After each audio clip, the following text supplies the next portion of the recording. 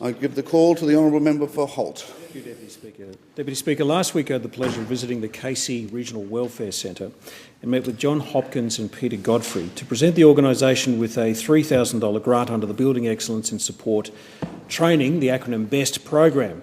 Now, the BEST program is administered by the Department of Veterans Affairs, and it provides support and resources to ex-service practitioners for pension and welfare work to assist veterans, war widows and widowers. The Casey Regional Veterans Welfare Centre is made up of a wonderful group of volunteers that include people like John Hopkins, Peter Godfrey, Terry Busk, Dennis Warnicki and David McNamara.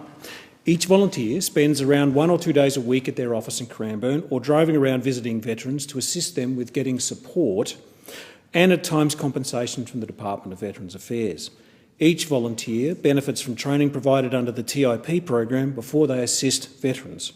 John Hopkins has said that the TIP training has been fantastic for volunteers who get welfare training, e-learning welfare training, compensation course training and advocacy training.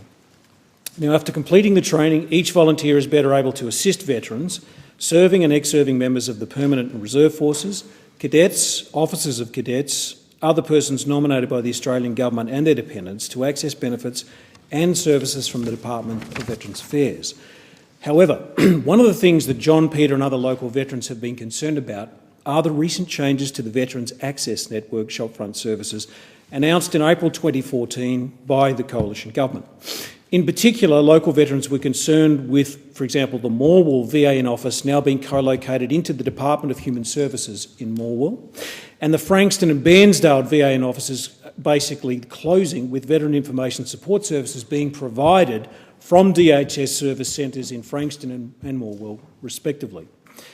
I appreciate the government's decision to consolidate its services.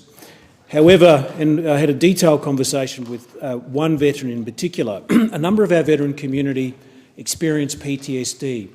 We know that with the new cohort coming out of Afghanistan and Iraq, Afghanistan in particular, that accessing a specific VAN network shopfront is much easier for them than going into a DHS service.